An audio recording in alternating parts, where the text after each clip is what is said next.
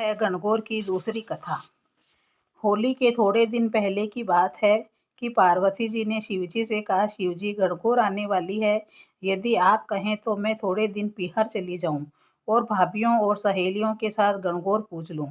वैसे तो मैं यहाँ भी गणगौर पूजन कर सकती हूँ, किंतु सखी सहेलियों के बिना गणगौर पूजने में उतना आनंद नहीं आएगा।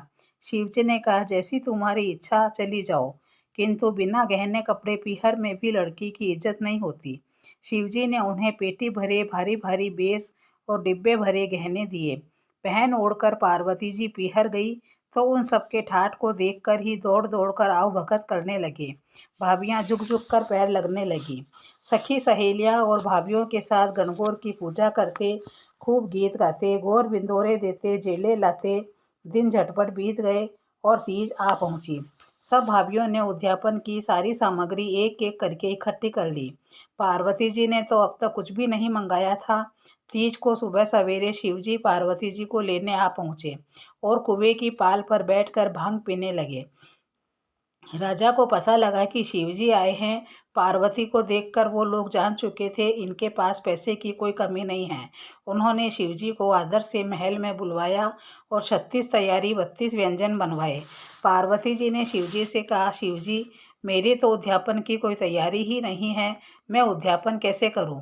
शिवजी ने उन्हें एक अंगूठी दी और कहा, इससे जो भी कहोगी सब सामान आ जाएगा। पार्वती जी ने ऐसा ही किया। उनकी तैयारी देखकर भाभियां कहने लगी, पार्वती जी हम तो कब से तैयारी कर रही हैं, तब भी इतनी तैयारी नहीं कर पाए। सबने खूब धूमधाम से उद्यापन किया। फिर शिवजी को भोजन परोसा गया। शिवजी को मजाक सूझी।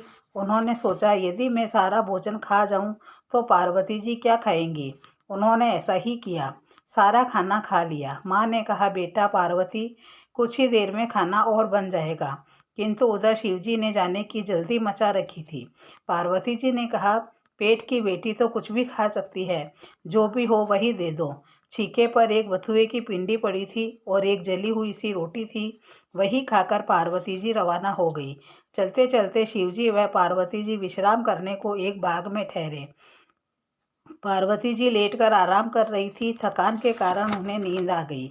शिवजी ने उनके पेट की ढकनी खोलकर देखा कि खाना तो सारा मैंने खा लिया। पार्वती जी ने क्या खाया, देखते हैं। उन्होंने देखा एक जली हुई सी रोटी और बथुए की पिंडी पेट में पड़ी हुई थी। थोड़ी देर में पार्वती जी उठी तो शिवजी ने पूछा, पार्वती जी माँ बाप के यहाँ से क्या माल खाकर आए हो? पार्वती जी ने कहा, शिवजी वही खाया जो आपने खाया। शिवजी ने कहा, पार्वती जी झूठ मत बोलो, एक जली रोटी और बथुए की पिंडी है पेट में तो। पार्वती ने कहा, शिवजी आपको क्या पता? उन्होंने कहा, मैंने पेट की ढकनी खोलकर देखा था। पार्वती ने कहा, शिवजी यह तो बहुत गलत बात है। औरत पीहर की इज्जत ससुराल में और ससुराल की इज्जत पीहर में रखती है। आज आज पेट की ढकनी आज आप पेट की ढकनी उल्टी मार दो, जिससे आगे कभी भी कोई और के पेट की ढकनी खोलकर न देख सके और आज की तरह न हो। शिवजी ने पेट की ढकनी उल्टी मार दी। शिव पार्वती फिर चल पड़े। कुछ आगे जाकर पार्वती जी बोली, शिवजी मैं तो सुहाग के बोझ से दबी जा रही हूँ। शिवजी ने कहा, तो संसार में बांट दो। सबको जानकारी दे दी गई कि पार्वती जी सुहाग बांट रही है। नीची कौम की औरतें जिनके पास न गहने थे न ज़्यादा कपड़े थे, वो तो जो पहने हुए थी जैसी बैठी थी दौड़ दौड़ कर चली गई और पार्वती जी ने उन्हें टोकरे भर भर कर सुहाग बांट दिए। बनिए ब्राह्मण और ऊंची जाति की औरतें सच समझ कर धीरे धीरे पहुंची, तब तक सारा सुहाग बट चुका था। शिवजी ने कहा, पार्वती जी तुम्हारी सखी सहेलियां तो अब चली आ रही है, उन्हें तो सुहाग देना ही होगा। तब पार्वती जी ने उंगलियों में लगी मेहंदी में से थोड़ी सी मेहंदी, आँखों में से काजल, तिलक में से रोली निकाल कर हथेली में थोड़ा पानी डालकर घोला और उन औरतों के छींटा दिया। जिसके पूरा छींटा लगा उसे पूरा सुहाग मिला, जिसके अधूरा छींटा लगा उसको अधूरा सुहाग मिला। इसी कारण नीची जातियों को अमर सुहाग मिला और ऊंची जाति वालों को किसी को पूरा किसी को अधूरा सुहाग मिला।